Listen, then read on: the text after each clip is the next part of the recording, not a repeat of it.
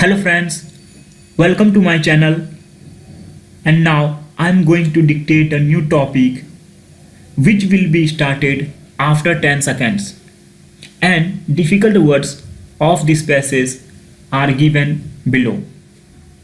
10 seconds left, 5 seconds left. So far as the functioning of the nationalist banks is concerned, I think the greatest defect has been that they have failed to create one of the most urgent necessities, namely employment potentialities or employment opportunities.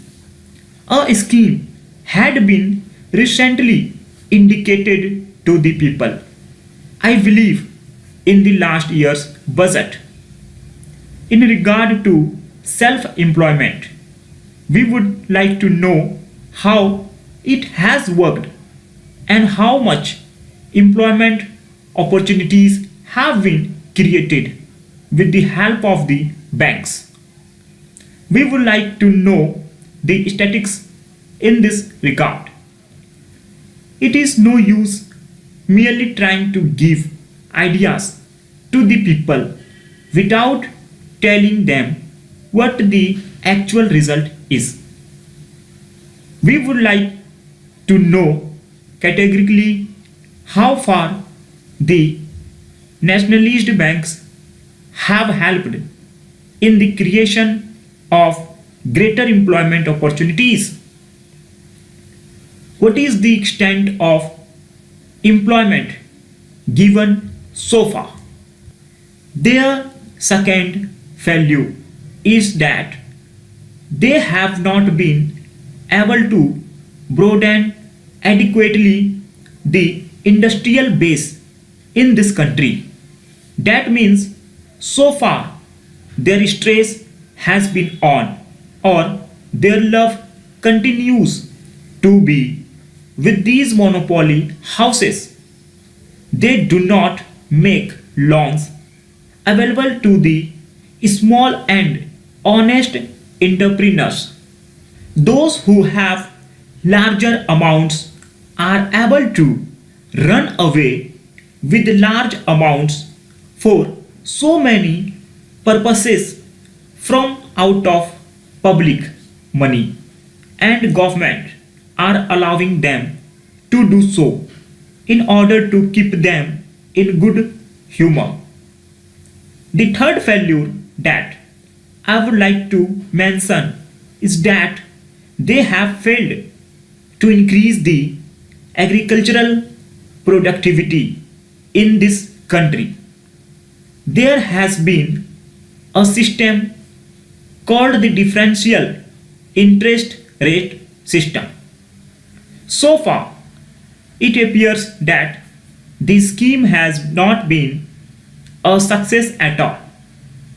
I would like the finance minister to tell us whether the scheme has been a success and whether it has helped the common people or the sections of the people.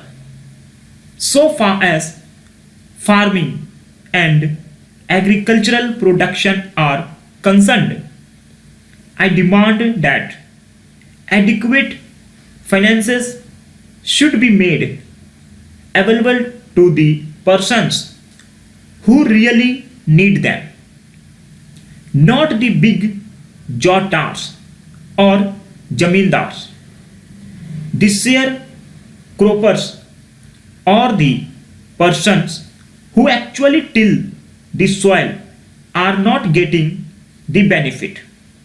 We would like to know how much money has been spent on making irrigation facilities available to them, on making fertilizers available to them, and so on.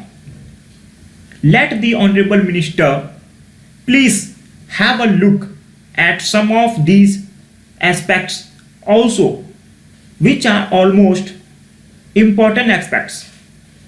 Merely coming to parliament for getting more and more taxes levied on the basis of their admitted failure to increase agricultural productivity will not justify the continuance of this attitude.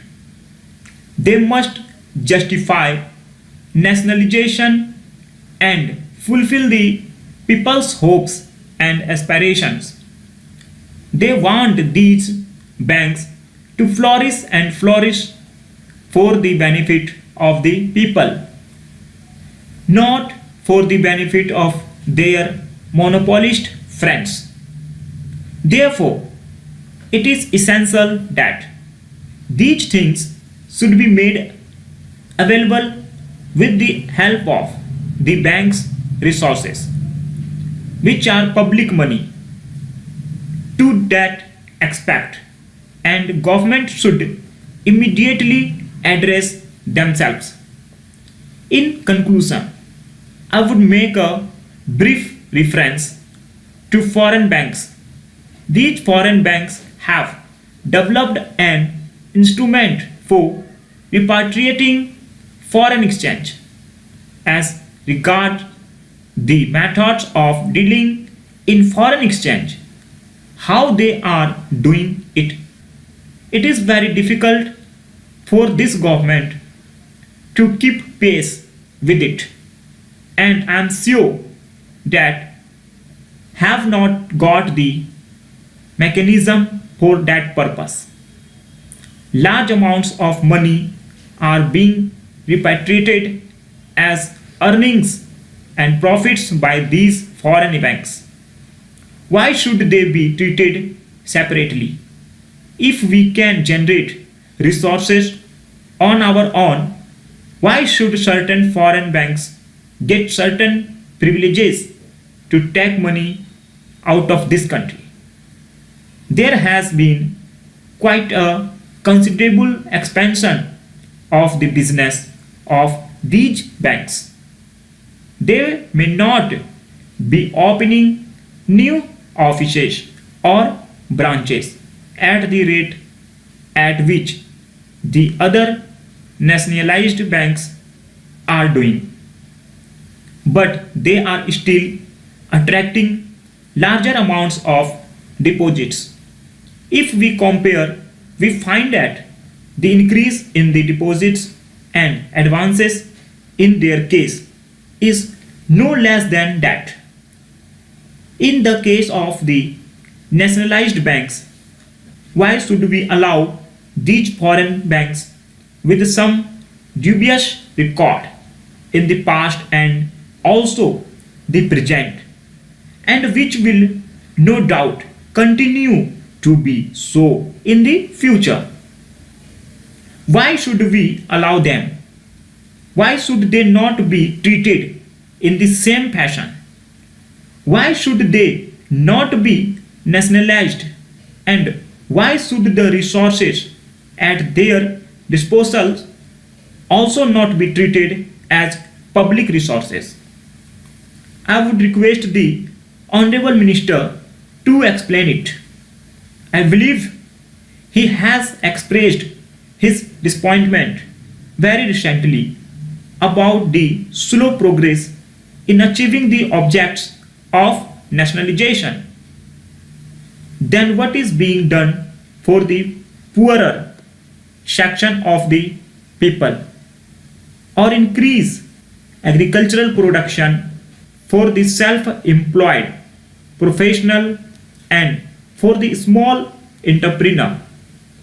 As we all know, the banking system in this country is an important financial infrastructure.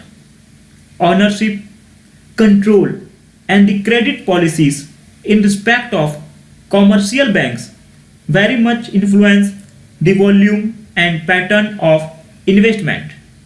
Sir, the criteria of evolution therefore must be based on norms of social cost benefit analysis.